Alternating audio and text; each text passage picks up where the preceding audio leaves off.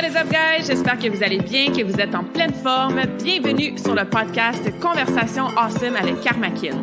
A place where we speak Franglish, say the word awesome a lot, mais surtout un endroit d'inspiration et d'éducation pour vous aider à optimiser votre santé globale from the inside out.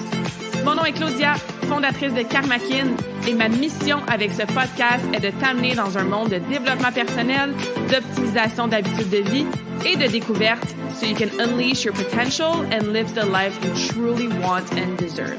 Merci d'être à l'écoute. You're awesome.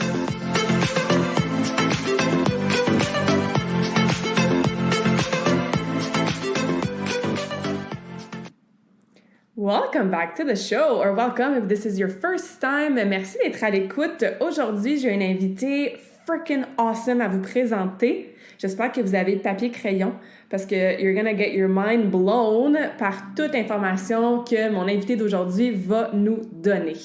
Je reçois Jenny, qui est un Holistic Health Coach, qui est une bible d'informations, comme je disais, pour nous aider à traiter tous nos symptômes pour s'assurer qu'on est vraiment, vraiment en santé from the inside out.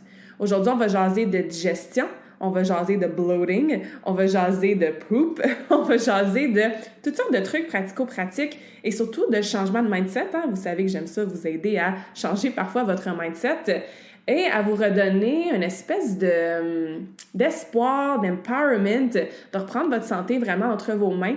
Et ça commence beaucoup, beaucoup par la digestion. Donc, je pense que c'est un sujet que vous allez beaucoup apprécier, que vous allez apprendre énormément de choses aussi. Et comme je vous disais, Jenny, c'est l'invitée parfaite pour jaser de tout ça, en fait, avec nous. J'ai rencontré Jenny dans le cadre d'un mentorship que j'avais fait en 2017, je crois, ou 2018, avec Joe et Sarah. Je parle souvent de Joe et Sarah, mes coachs et le mastermind. Mais j'ai commencé avec eux dans un programme de 3 mois il y a plusieurs années. Et Jenny faisait partie de ce programme-là aussi. Et comme j'ai dit, elle m'a toujours impressionnée par le nombre de choses qu'elle connaît au niveau de la santé sous toutes ses facettes et dans sa façon aussi de transmettre l'information et de faire en sorte qu'on est capable de ne pas de ne pas dépendre de Big Pharma, du gouvernement, des médicaments, de tout ça, et qu'on peut vraiment utiliser des façons, des modalités, des assessments, des protocoles complètement naturels pour guérir des choses qu'on penserait jamais guérir ou qu'on penserait que ça prendrait, comme je disais, un petit peu plus de médecine conventionnelle. Donc, son approche, elle est franche, elle est authentique, elle est passionnée. Et comme je disais, je suis super, super contente de vous la présenter aujourd'hui et de vous faire entendre notre conversation awesome qui, comme je disais, va vous éduquer sur beaucoup, beaucoup de choses en lien avec votre santé, votre digestion et tout ça. So, without further ado, je vous introduis à Jenny et la conversation d'aujourd'hui sera en anglais. Alors, bonne écoute! Welcome, Jenny, to this awesome conversation. Thank you for being here. Thank you for having me. I'm excited. Me too. Super excited to have you on. You're just this awesome human full of knowledge about all things proper health related. And it was hard for me to decide a topic that I wanted us to chat about because we could have talked about so many things. So before we dive into today's topic, which is all about bloating, tell us more about what you do, how you help your clients, what's your philosophy in terms of like how you help your clients with health the right way. I'd love for you to share a bit more about what you do. Sounds good. That's a lot jam-packed into it. It is. Okay. So, I run a company called Natural Living by Jenny V. And inside there, I am a holistic nutritionist and natural health coach who specializes in something that's called BioScan MSA assessments. And it's an assessment process that I use with people that we meet and that I connect with to take a look at the health of your different organs and systems in the body to see how we can customize a supplement plan and lifestyle alterations in order to get the most customized protocol that suits your goals and where you want to go, and to help you to heal naturally down to the root cause of why you're feeling the way you are, so you can raise up that level of vitality. My philosophy is that the body is always working in your favor. And I like to teach people why and why they're feeling the way they are and why they have those symptoms, and that it's the communication process of the body to assist you and to work with you to aid those symptoms to heal. And so I'm also a homeopathic medicine student and integrating that. Yes. And we run multiple mini courses throughout the year, as well as me doing bioscan assessments. One is busting the belly bloat, which is the topic we're talking about today. But this coming year, we have a lot coming out just to help people to establish mini micro courses, establish healthy, natural habits that will keep or maintain that health. And then we can help on the more customized size to help people heal. Wow. So this is why I said that we could have talked about a lot of different things in this conversation. It is super impressive for me to follow you on social, chat with you about anything health related. And today we're going to chat about busting the belly bloat. I did this challenge with you a few months ago. And I mean, I'm a nutrition coach. I coach on lifestyle. I help my clients with their nutrition and their supplements, but there was so much content that you gave us in only a couple days. And I was like, 5 days, and stuff that we think we know, but then actually applying it and paying attention to it makes such a big difference, because who talks about poop, right? And I do it daily. You do daily. And I ask my clients, I'm like, we're going to talk about your periods, and we're talk about how you go to the bathroom and what it looks like and how often. And I feel like that, and especially for women, obviously periods, menopause is like two really, really important signs or like keys or guidelines to help you understand what's going on inside. So for sure. Yeah. So let's chat about bloating. There's different types of bloating. Sometimes my clients are like, I feel bloated, but then it's just fat that's on their stomach, right? Yes. We can be bloated in the morning when we wake up, or like after a specific meal. So what are some differences in terms of like types of bloating, the timing that we bloat? What does that all mean? Yes.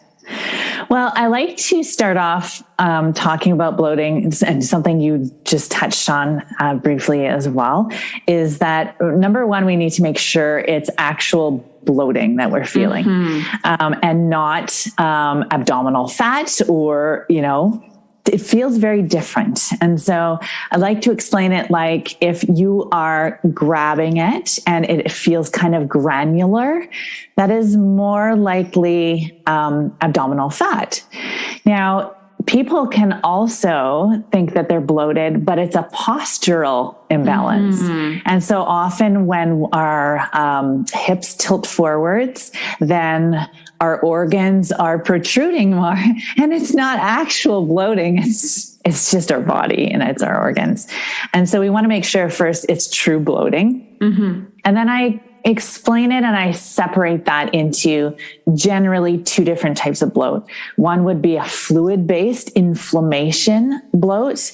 And then next would be a solid-based, you're full of shit.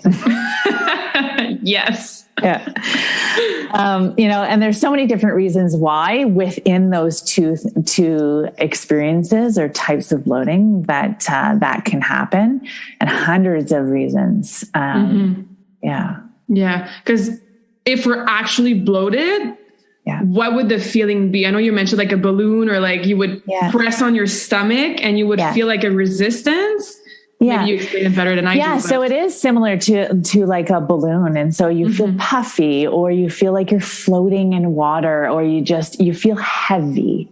And that heaviness for some people can, like you said, get worse throughout the day. But generally, if you're bloating, there will be some fluctuation of that bloat. There are a few instances where that bloating wouldn't go away, where it's something maybe the causation is something a little deeper, like perhaps inflammation. It could even be for females, like uterine or female reproductive system issues that are going on in there.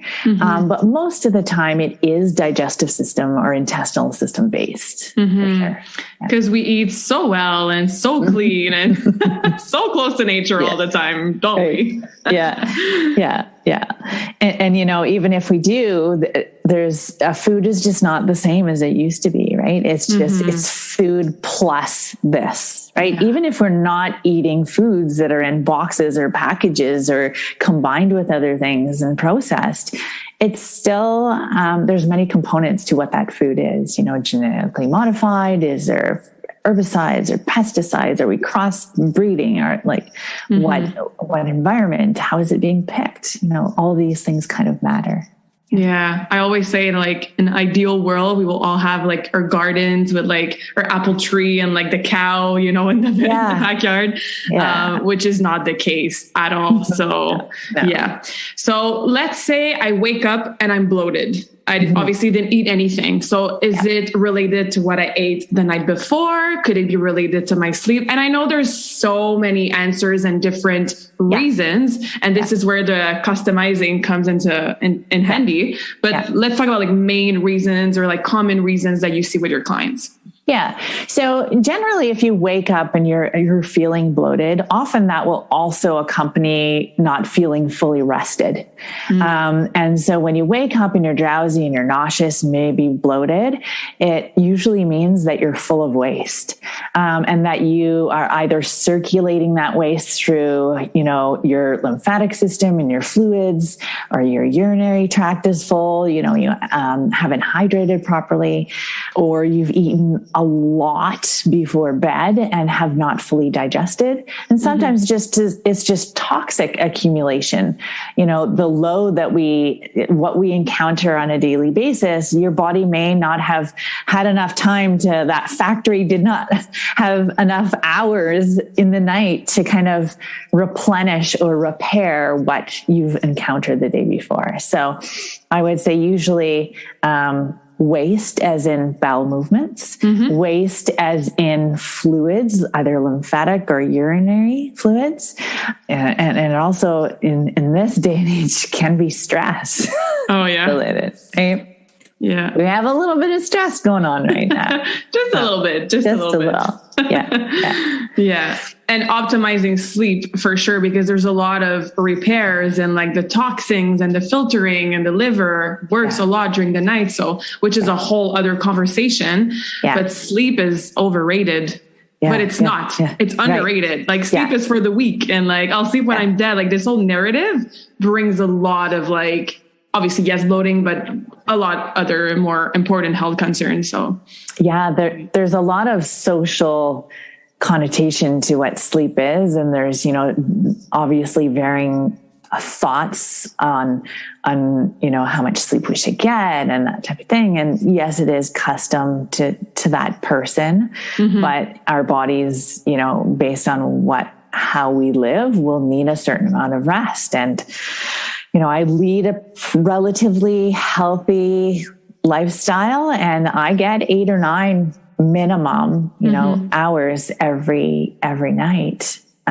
Because I know that's when my body is going to be not doing the things. So my internal health can do the things and to kind of do what it's meant to do and to heal itself. That's so key. And I always tell my clients, if you have popcorn and wine and pizza and nachos 15 minutes before you go to bed, are you going to be in rest and recovery mode? No, you're going to be digesting your food.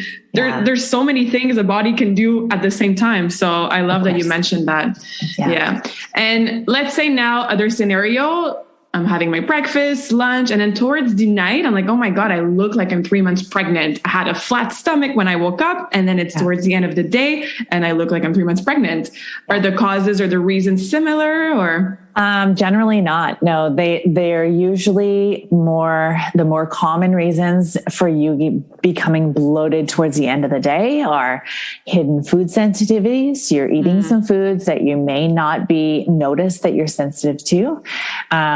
It is eating foods really quickly. We're gulping down our meals and we're not allowing our body that rest state so that we can have or release or use our natural digestive enzymes in order to break that food down properly. So it's just sitting there. Mm-hmm. And another one that, is a common old school thought process is, have a glass of water with your meals or before your meals and after, and you won't eat as much. But one of the major reasons that people bloat is that they're drinking fluids and diluting those digestive enzymes with their meals.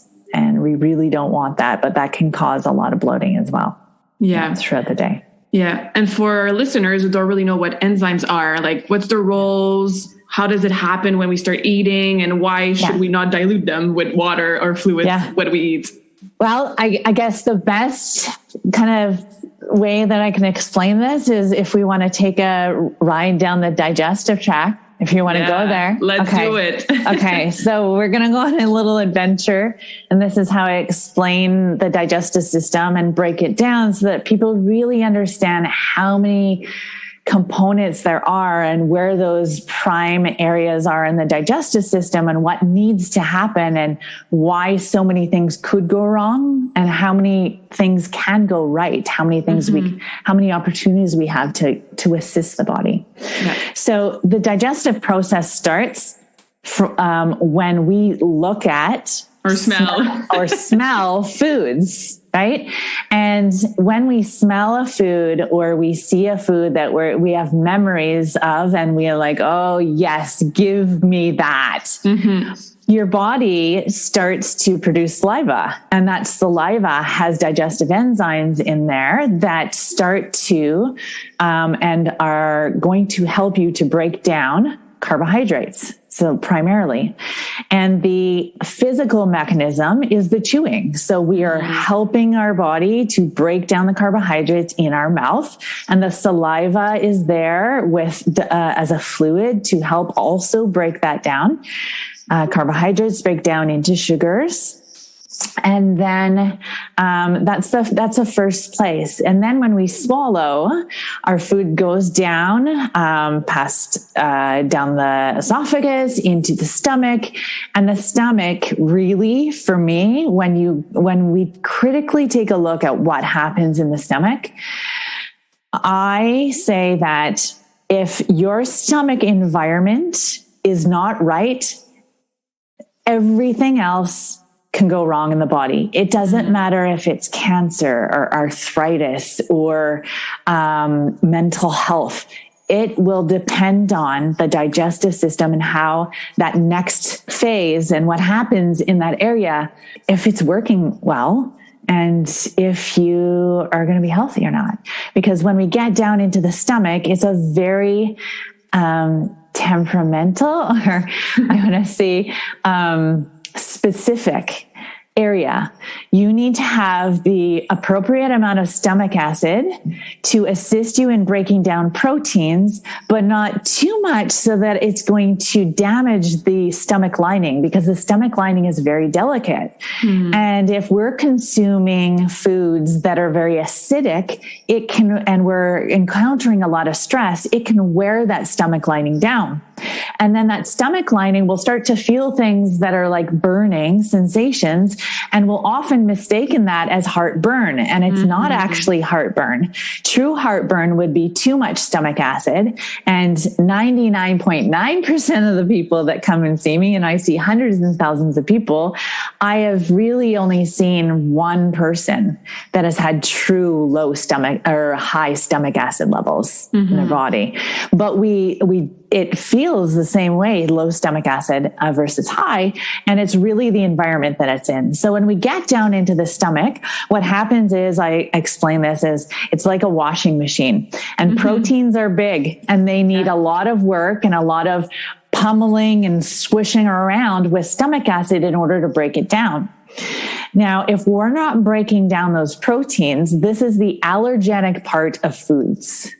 Okay. Mm-hmm. So if that stomach acid isn't appropriate, we're going to tend to have more food sensitivities. It's not necessarily the food itself, but how your stomach and stomach acid are working. So that's where the food goes. Next. And that's where so if that works, if we chewed well and we like those foods and it smells good, it's not rotten, we have a good experience with it, we chew really well, we have lots of saliva because we have fluids and we're hydrated, we swallow, we get in there, we have good proteins, our stomach is swishing around those proteins, they're being broken down. Once that stomach is released, acid is released, what it does is it says, hey, liver. I'm coming for you. Hey, liver, tell gallbladder, who's right beside you, right below you, it needs to drop down some bile. And bile is there to help us emulsify and break down fats because, as we know, fat and water, it repels one another. It needs bile to kind of scrub and break those fats apart. Okay. Mm-hmm. So if we can go back for 1 second and think, if we don't have enough stomach acid, we're not digesting proteins, but now we're also not digesting fats. Mm-hmm. Okay. Because that signal was not released. Now the liver is responsible for making bile, but the gallbladder is like a regulator. I explain it like a perfume bottle, old school perfume bottle, and you squish a little end and it goes. So basically the liver's like, whoa, we got a Big Mac. Let's get a whole lot of bile out there we need to break that down. Mm-hmm. Or if it's like, oh, there's an avocado coming. We just need a little bit of bile in order to break it down. Right. And quick question, what happens if you don't have your gallbladder anymore? Because a lot of people get it removed because that's what their doctors say. Yeah. So, and one of the primary reasons why most people have gallbladder or gallstones is that they didn't have proper stomach acid, or they had heartburn and they take antacids and now they're not having bile release at all. And what happens is that bile backs up into the liver and it starts to get sludgy and become stones. And so when we get the gallbladder out, we're still creating bile from the liver, but the liver is usually sludgy because the gallbladder was. Yeah. And we can still actually have gallstones. I see people still having gallstones because they can be in the duct. They can also be in the liver. What happens is there's no regulator. So you just have a trickle of bile going down, which generally is either too much or not enough. Mm-hmm. You know it's too much because you have bowel movements that are really loose. They're just sliding out. The fats are sliding down the water slide. And you usually have really yellow bile-looking stools. And you have too much. Right. And so you usually need to supplement with a digestive enzyme for life if you have no bile or gallbladder that has ox bile in it. Interesting. So if we keep that in mind, because I always like to use examples and kind of go, okay, can you relate this to how it's working? So we don't have, if we chew really well and then we have the carbohydrates, the proteins, and now we have broken down the fats. If we don't, then what will happen is we take a look at what proteins do and what fats do. Right? So if we have symptoms that we are not repairing from workouts, and we have dry, brittle hair, and we have low energy levels, then those are protein. If we're not repairing, we're missing proteins. And if we're eating them, it means we're not breaking them down. Mm-hmm. Now, if we don't have fats and we don't have hormone regulation and we don't have mood regulation, we get very depressed in the winter. Also, coincidentally, those are all very similar to postpartum depression symptoms as well. Or after having a child, we have all these symptoms. The hair falls out. We're not feeling great. Hormonal imbalances. That's usually because, well, when you're pregnant, your digestive system's all over the fucking place. It's just moved all over. And so we don't have enough stomach acid. We don't have enough digestive function. That's a true test of how healthy is your digestive system when you're pregnant, because it's kind of the toughest environment you can get in. Yeah.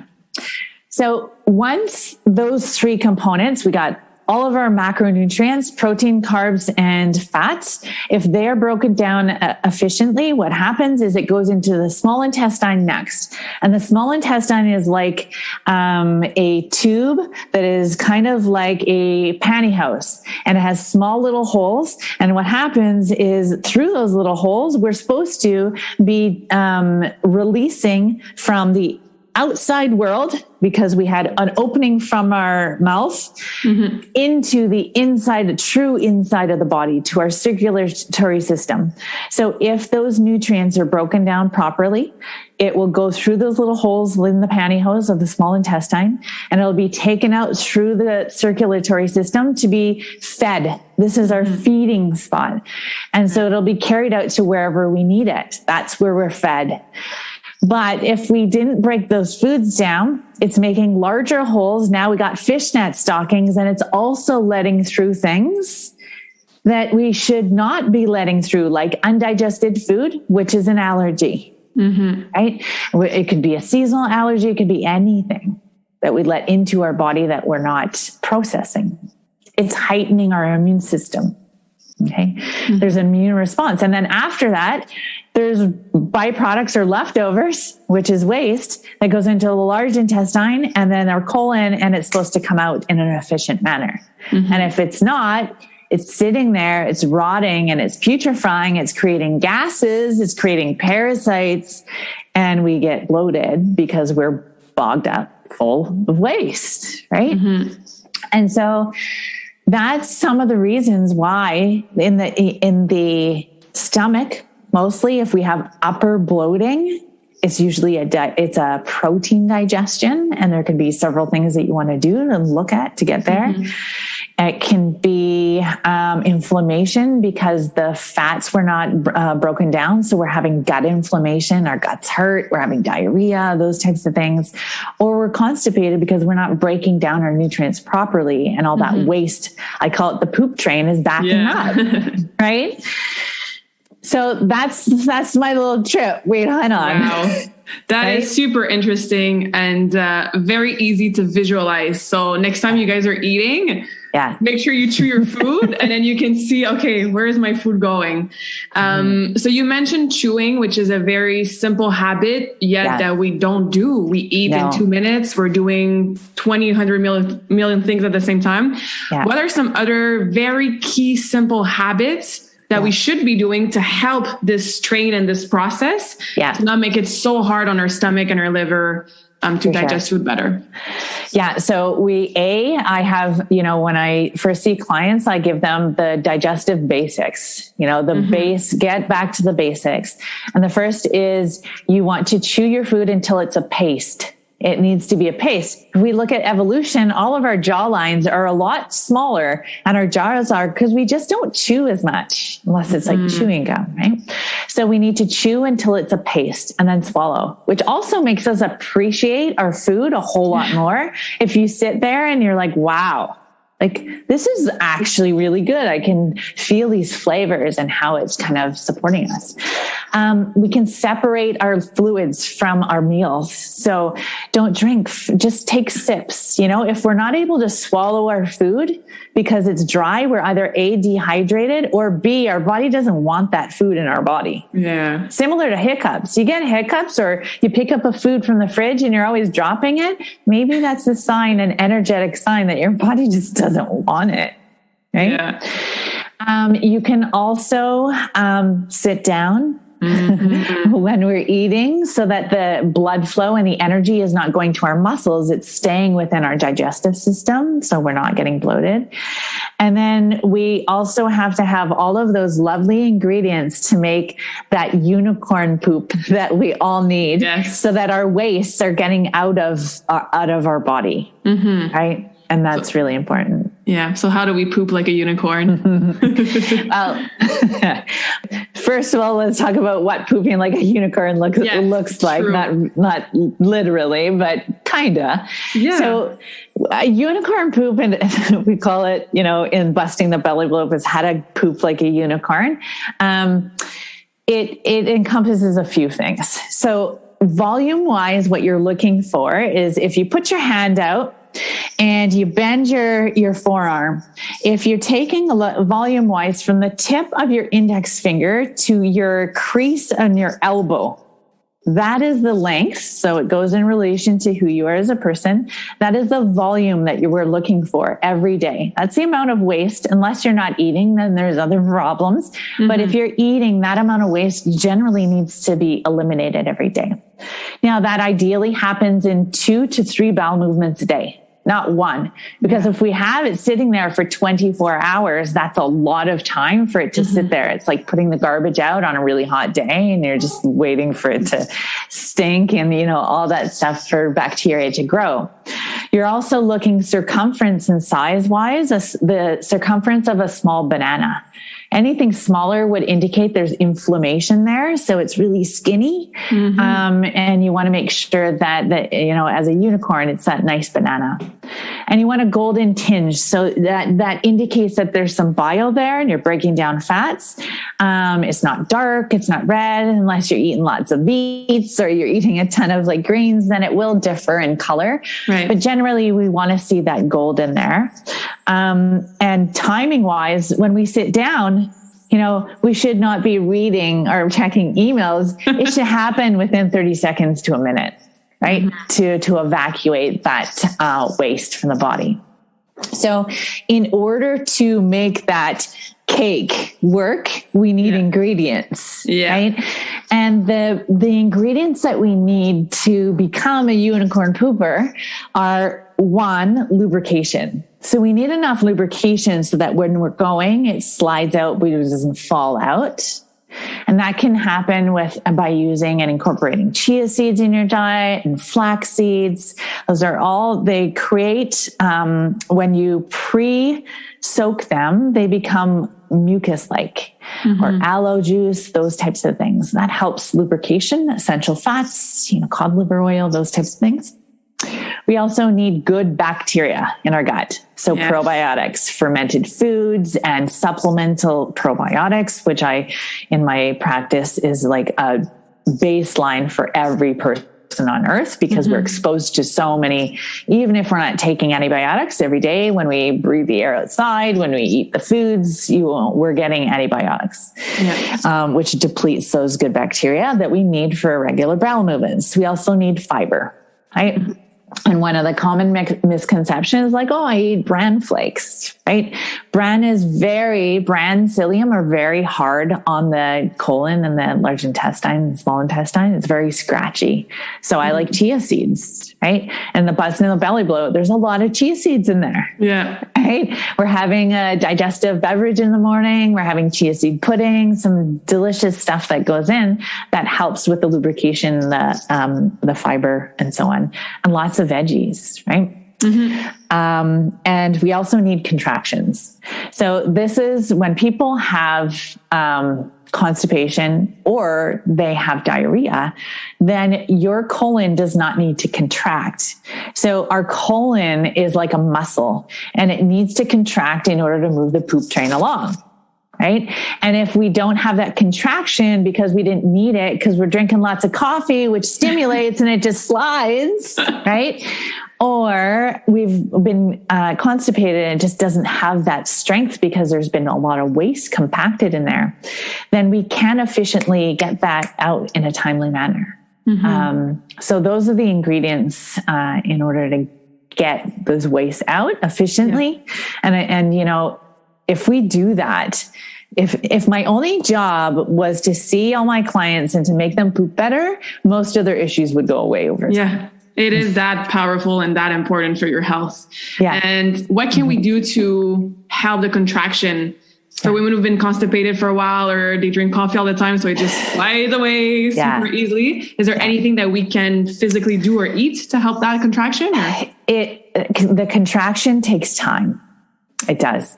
There's a supplement or a food that's called triphala that we can use that helps promote that contraction. But usually I like to just focus on a few of those other things first, like the good bacteria and the hydration and the fiber and the lubrication. And then that contraction will come over time. Okay. So it's more of everything's in place and therefore it will happen type of issue. Yeah. And probiotics, do we take them in the morning, on an empty stomach, at night? There's different. Yeah, there is different thought process. And, my favorite topic within health is digestion, because my digestive system was destroyed in many different capacities throughout my life. IBS, celiacs, I've healed from all of them, but parasites, bacteria, I had it all.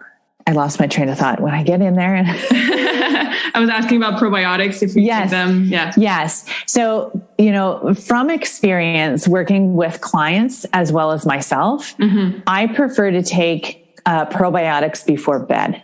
Okay. Because we are not eating and our body will be able to get that good bacteria from our mouth right down into the gut with less disturbance than if we were eating and running around and doing all the things that we do during the day. Now, there are some obviously, exceptions to that rule, but as most people that I see, it's always before bed.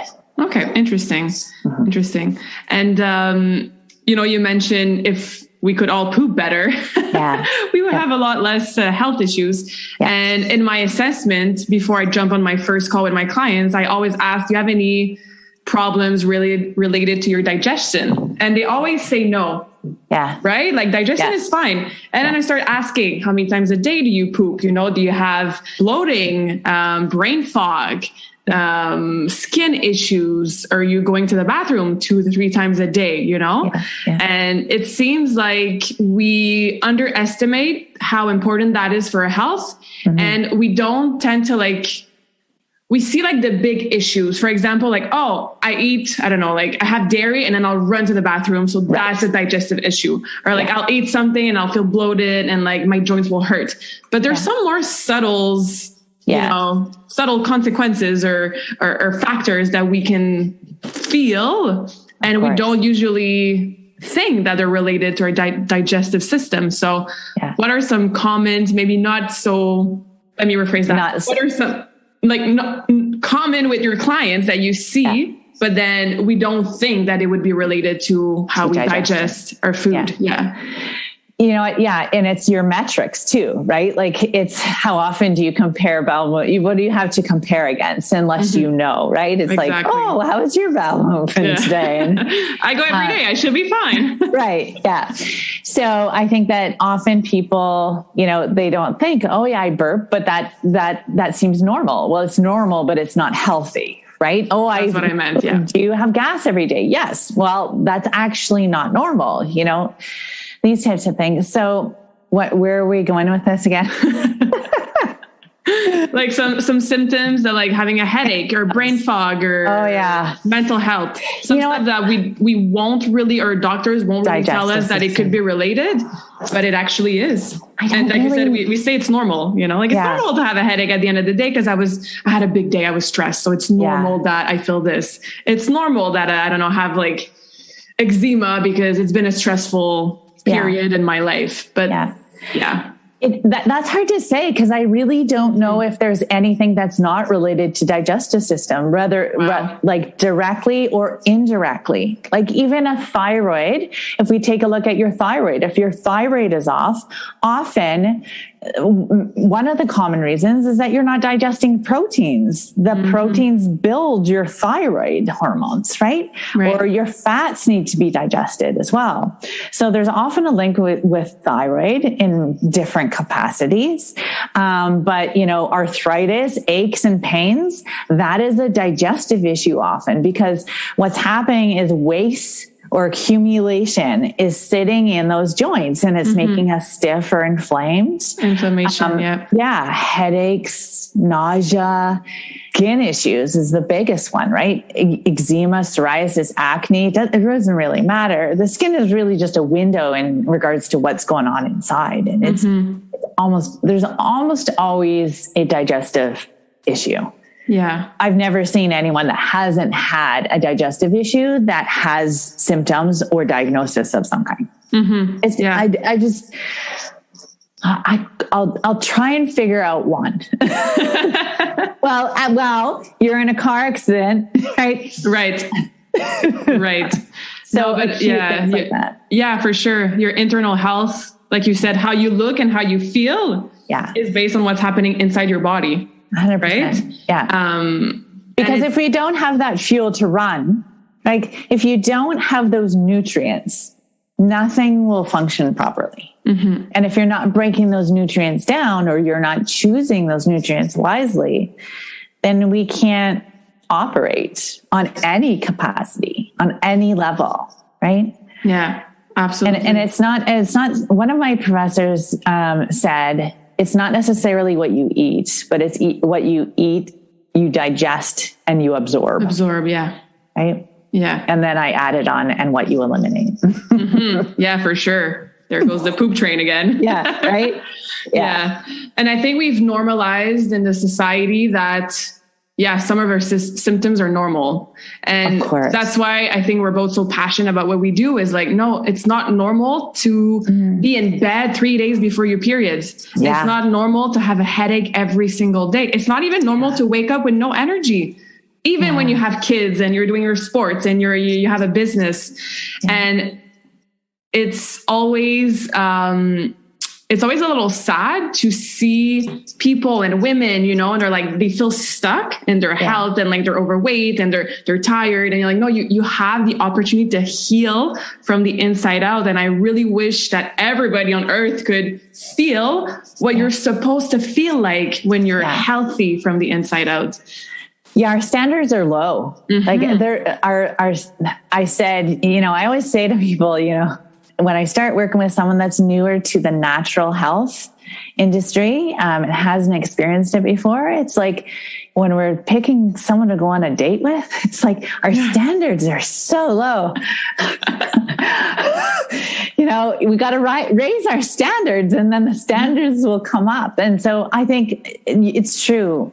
A lot of people just don't know what it feels like to feel good. Exactly. And so many times when I work with people, they say, oh yeah, my bowel movements are good, or I'm not bloated at all. And then energy is one of them. I have good energy. Yeah. And I'm like, no, you actually don't. Just wait.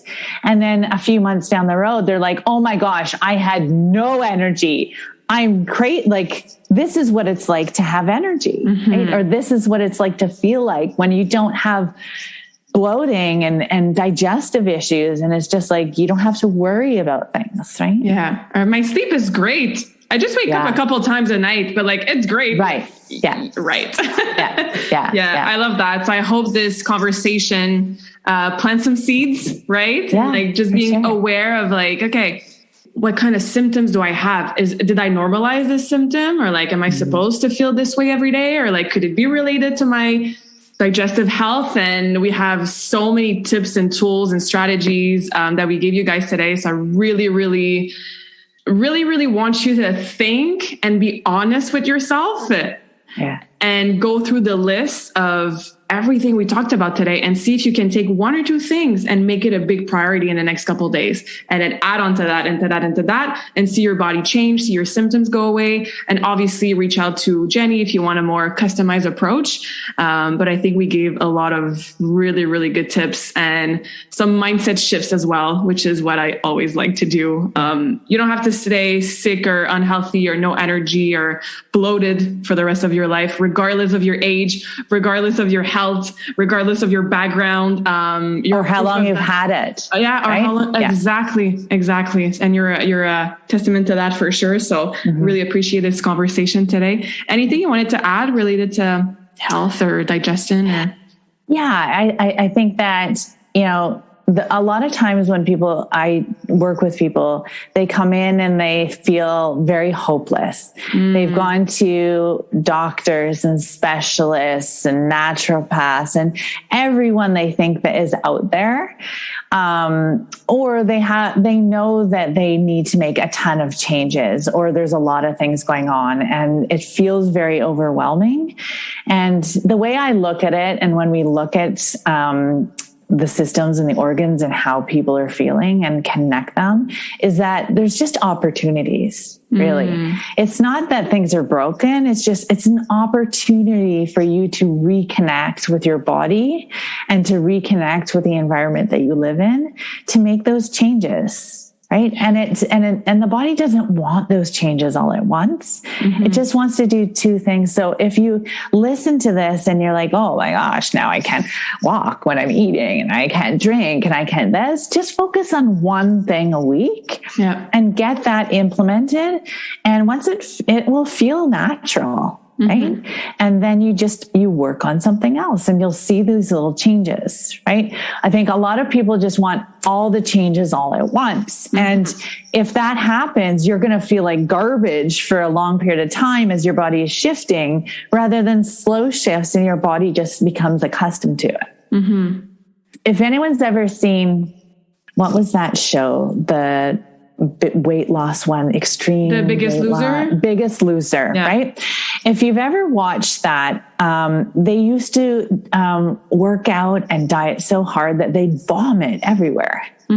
And they'd be really, really sick. And the reason is because they're releasing so much toxicity and doing so many changes so fast that they're going into this die-off effect or having this healing crisis that just, because they're just doing too much at once. You want to, like a workout, you want to keep your body guessing and slow changes over time. And then it feels so manageable. And you're just like, wow.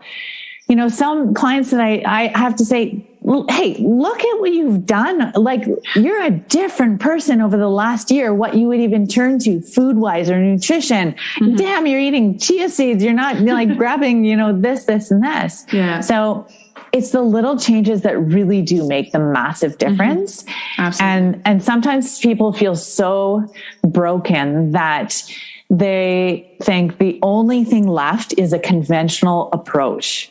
I need medicine. I need prescriptions. I need surgery. And there's the world outside of conventional medicine is vast. I mean, it takes years for me to work with someone that is at a plateau before we ever even exhaust every single potential natural way. There's herbals, there's homeopathics, there's meditation, there's energy work. It goes on and on and on and on.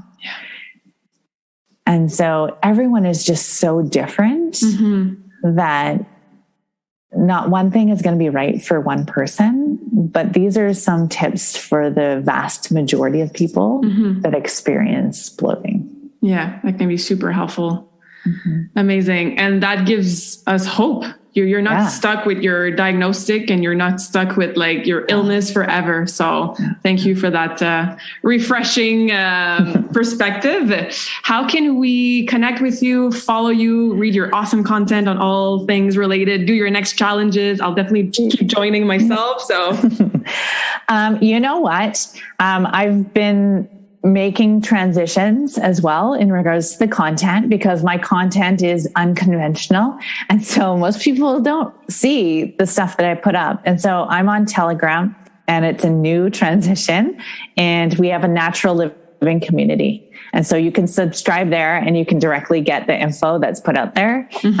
And you can also find me at Natural Living by Jenny B, which is on Facebook. Same tag on Instagram. My website is naturallivingbyjennyb.com. So you can find me pretty much anywhere. Shoot me a message and I'm always willing to kind of direct people into the right kind of space that works for them. Perfect. I will link all of that in the show notes. Thank you, Jenny. I always ask one more question to all of my guests. I'm curious to hear your answer to this question, not related to bloated, or maybe it would be. What's your favorite quote and why?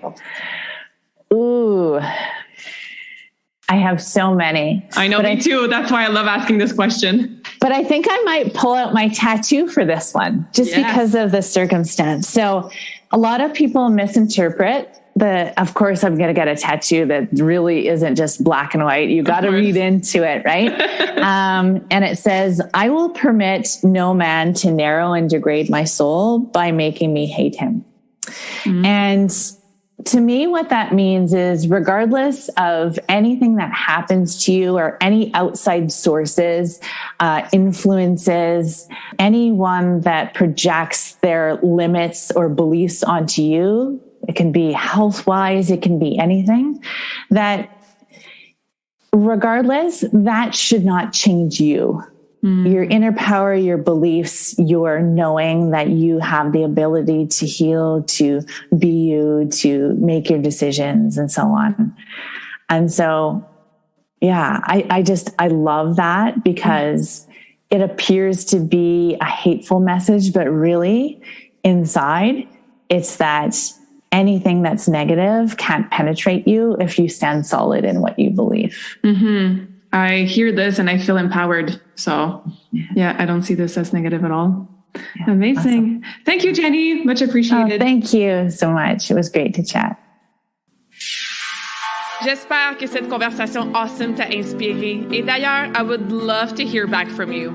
Rejoins Karmakin sur les réseaux sociaux and tag me in a post pour partager ce que tu retiens de cet épisode. Je serais vraiment grateful aussi si tu pouvais me laisser un rating and review pour le podcast. Ça me permet d'avoir un impact positif sur plus de gens comme toi. Merci beaucoup d'avoir été à l'écoute and until next time, je te souhaite une journée awesome.